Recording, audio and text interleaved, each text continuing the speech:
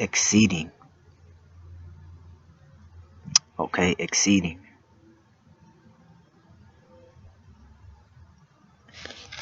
I want you to know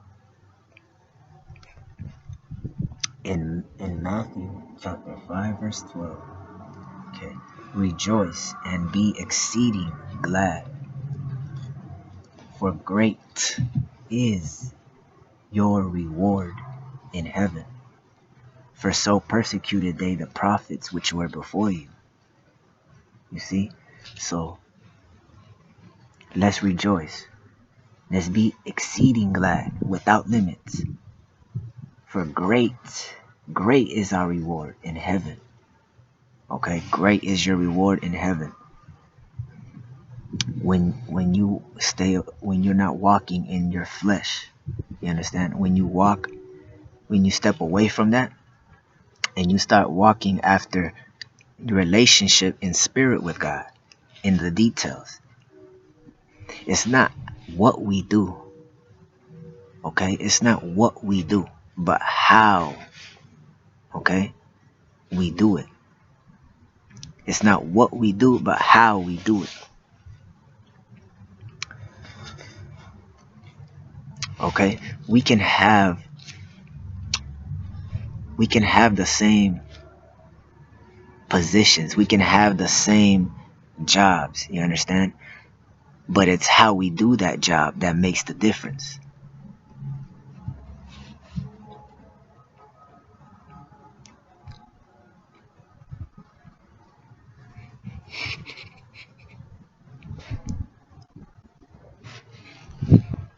We can play the same sports, you understand? But it's how we play that sport that makes the difference from the next man. You see?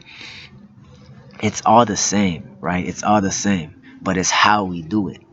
So it's not what we do in God, but it's how we do what we do.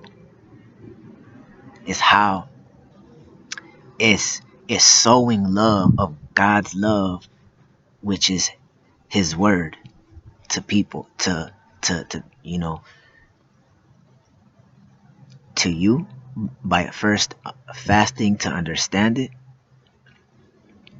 You have to do fastings to understand the word of God. You can never understand it if you do not fast. You can understand it to a minimum, but you won't really benefit fully. You understand? I'm not saying have a fasting life. Okay, we need to have a fasting life. Okay. Now,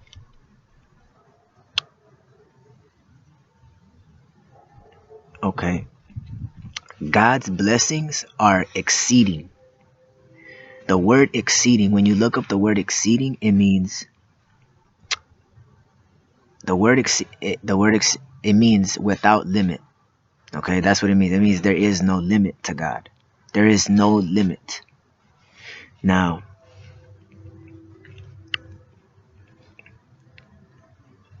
okay, I want you to go to 2 Corinthians, or just for you to know, in 2 Corinthians 4:17, so you know where this is at. Okay, for our light affliction, which is but for a moment, worketh for us who walk in the spirit with God, in relationship with God, a far more exceeding and eternal weight of glory. Okay, exceeding, meaning without limit. There is no limit. There is no limit. And eternal weight. Okay, eternal weight. So, of glory. Okay, now this is to show you that all that we're doing has to, it's not what we do. Okay, it's not what we do. It's how we do that exactly. Okay, in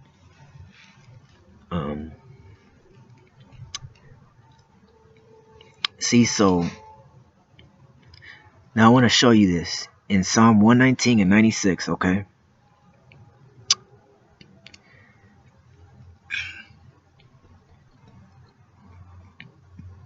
David said, all right, Psalm 119:96. See, David, he's just a human being just like you and me, okay? He said, I have seen an end of all perfection, but thy commandments is exceeding broad. Exceeding, okay? Exceeding. That's without limits. See, he says, I have seen an end of all perfection. So everything that we have seen, right? Everything that the people has built, right? The people at the top. Well, they're not really at the top, you understand? They're at the bottom. But these people,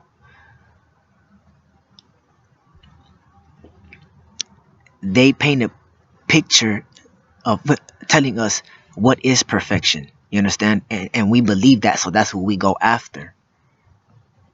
And so David is saying he's seen, and there is an end to that. You see that?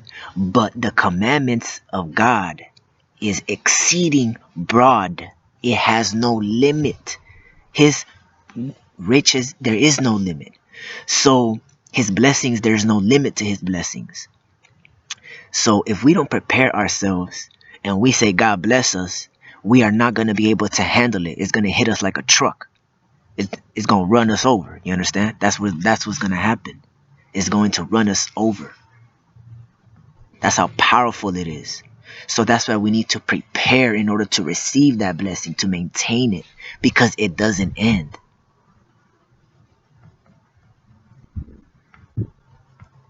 It's like when you have an iPhone, right? When you get an iPhone, you glorify about it, right? It's like what you glorify about the iPhone when you want to get it, right? That's right. So, and then after a while, right, it gets, it has scratches, and then it's not as glorious as it was when you first got it.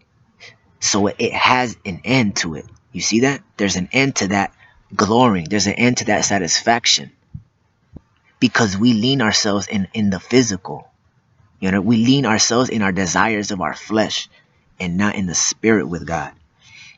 And that is what is holding us. So when we do that, we step away from God's blessings, eternal blessings.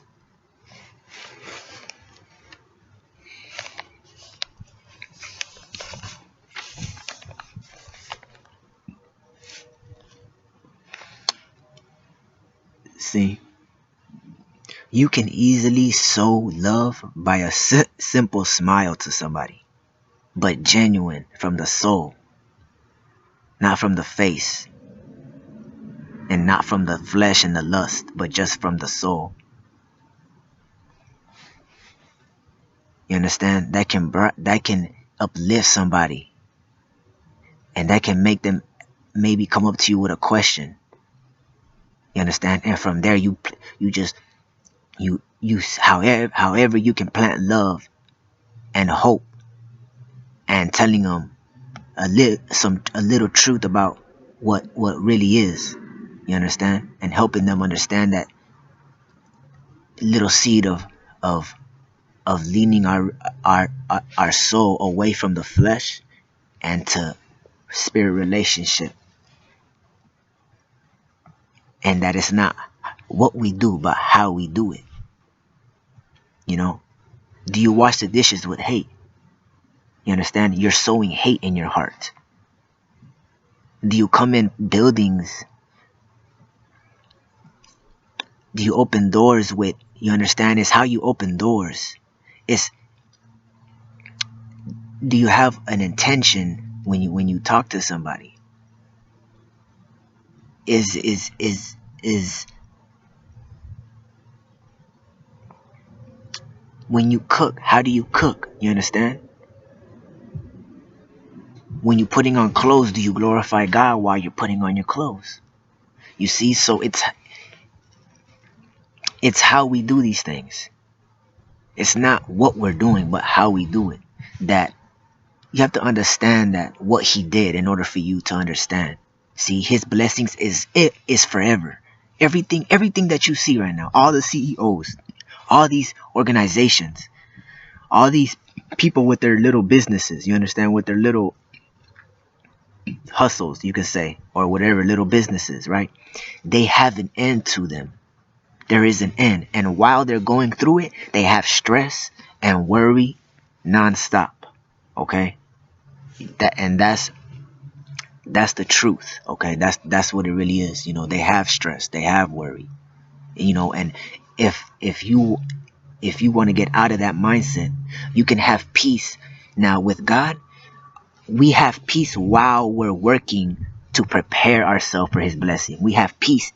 The moment we decide to get out of our flesh, that moment when we decide to think and plan with God and have a relationship on how we do with our everything with him, and have a relationship with the word, and we have a fasting life, he throws thoughts to us, and he talks to our hearts and tells us, look, and adds a thought, and we understand more the secrets, that the truth, the full truth, you understand.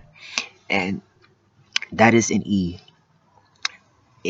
so in Ephesians 2:7, he says that in the ages to come he might show the exceeding riches of his grace. So this is the age that they're talking about right now. Is these are the ages that is being revealed to people. You understand how to truly have an honest and being real with ourselves and our purpose with God. You understand? Nobody can be holy. You have to understand that as holy as God. That would make us like God, equal as God, making us God, as well as him making him not God. So that's why he says that nobody can be as holy as him. So we have to stop. You understand? It's just what he wants is us to have more righteousness, more of his righteousness in us. And once that happens, then that's when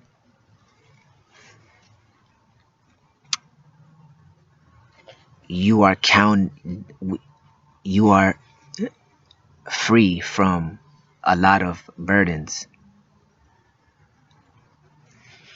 and you are happy because you are come to grips with that burden being lifted off of you.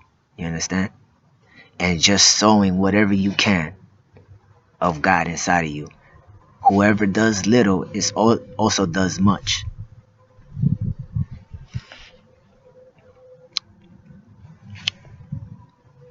Ephesians 3:20 is where we're going now. Okay. Now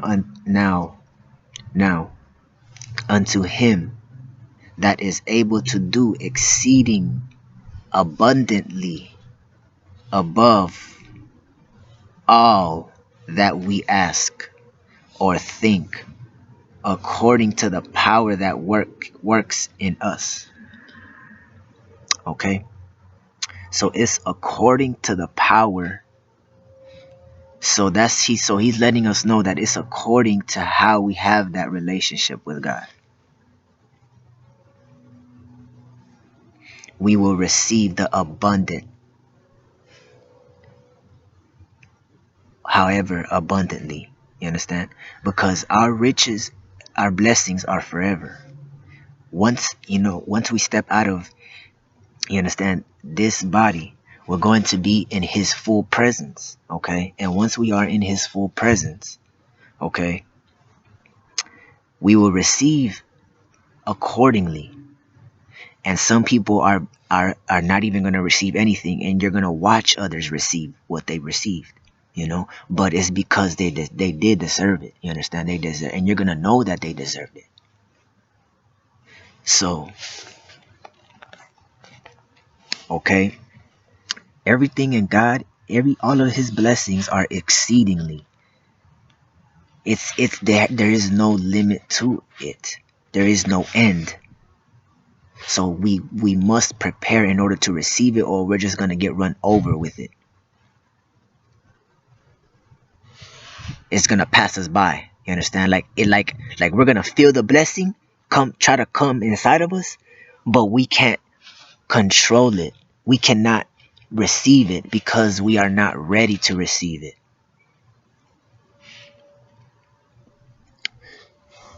So I want to take you here to 2 Peter 1:4, whereby are given unto us exceeding, I want to emphasize that word, great and precious promises, that by these ye might be partakers of the divine nature, having escaped the corruption that is in the world through lust. Okay? So whereby are given unto us exceeding great and precious promises, that by these ye might be partakers of the divine nature, having escaped the corruption that is in the world through lust. See, so if we want to be partakers of God, of our divine nature,